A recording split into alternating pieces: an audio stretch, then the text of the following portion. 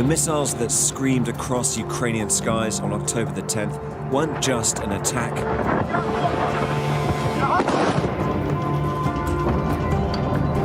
They were an announcement of a new phase in the war. Total bombardment of Ukraine's energy infrastructure, plunging millions into darkness and into cold. New NASA satellite imagery, shared exclusively with Sky News, shows the lights in Ukraine going out. But people are fighting day and night to get them back on.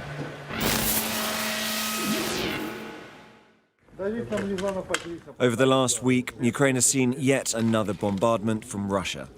In just one day, Kyiv faced 70 missiles. It was one of the most significant attacks to be launched on the Ukrainian capital since the war began in February.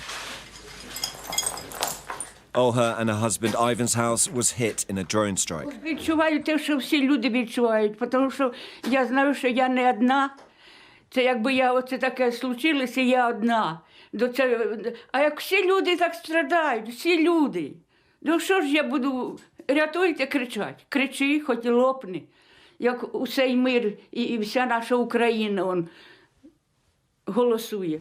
The country's energy operator temporarily announced a state of emergency as the attacks cut nationwide energy consumption by more than 50%. This is the high-voltage Ukrainian energy grid. It's a system of energy highways which transports electricity around the country.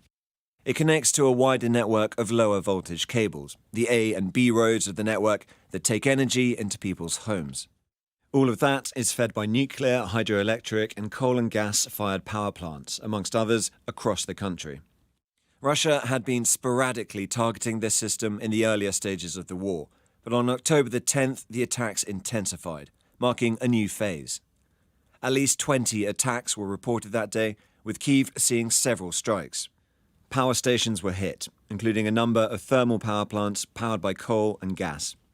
This chart shows the effect of the October the 10th attacks, with output dropping from thermal plants in the aftermath of the damage. A closer look at one of these attacks shows that the Russians aren't just targeting the power plants, they're focusing on the vulnerable equipment which connects them to the grid.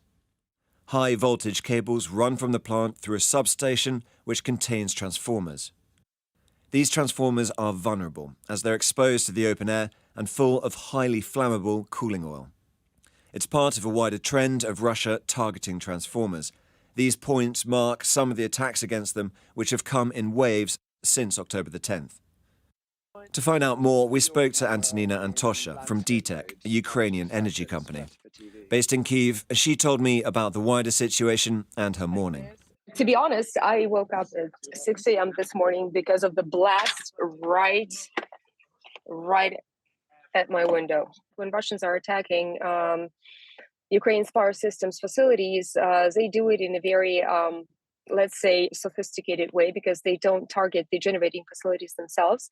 They target the transitioning facilities. So we end up in a situation when we can produce electricity, but we have no opportunity to transmit it to the households.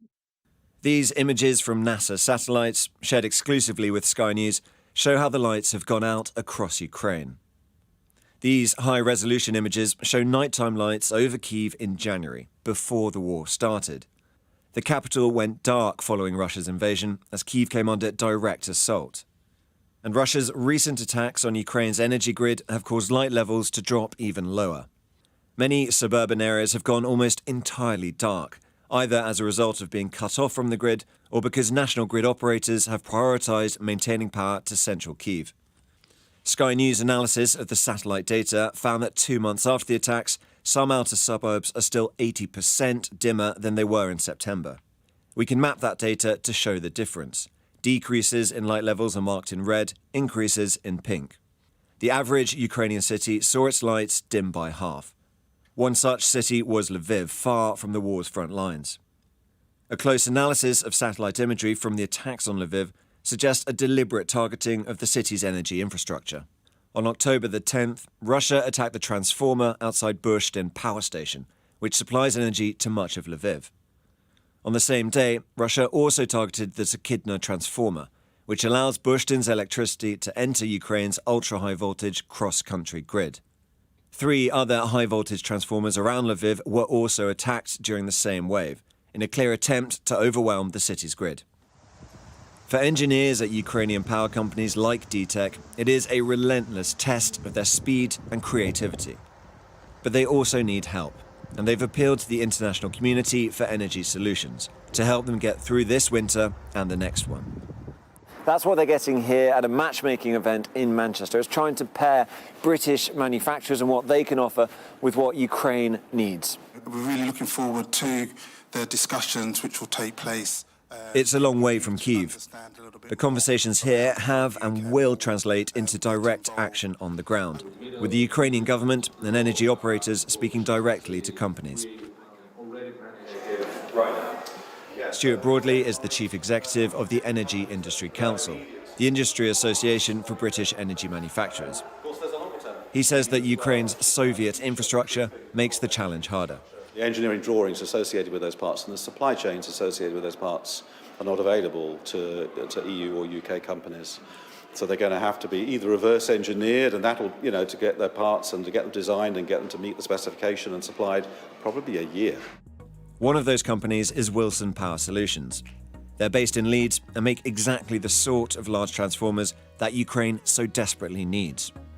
The problem is that it takes at least 11 months to make one, so decisions need to be made now. It's absolutely fair to say that the Russians are aware that the infrastructure that they're destroying is on a long lead time, and unless we act now, we won't have those solutions a year or 18 months down the line. But equally then, as British manufacturing and British supply chain, we can look at what potential solutions we can offer to our Ukrainian colleagues to try and find shorter-term fixes to that as well. As important as the long-term energy war is, Ukraine must survive this winter first.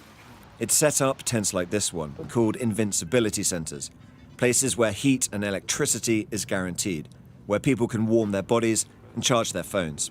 There is no way Russia can plunge Ukraine into total cold and darkness throughout this winter. We have already actually started the countdown, because we do realize that we have only 108 days left until this winter is over. And then we get one, but such a gigantic step closer to victory, because this winter is the last thing that Russia's dictator named Putin has at stake, and he will never succeed. In the meantime, they are taking the smaller steps too. Some underground trains started running in Kyiv this week for the first time in 9 months of war, thanks to managing the energy grid smartly. The stations still serve as bomb shelters. But just getting on the tube is a glimpse of the routine, normal life which Ukrainians hope awaits once winter is over and the power is on. Tom Cheshire, Sky News.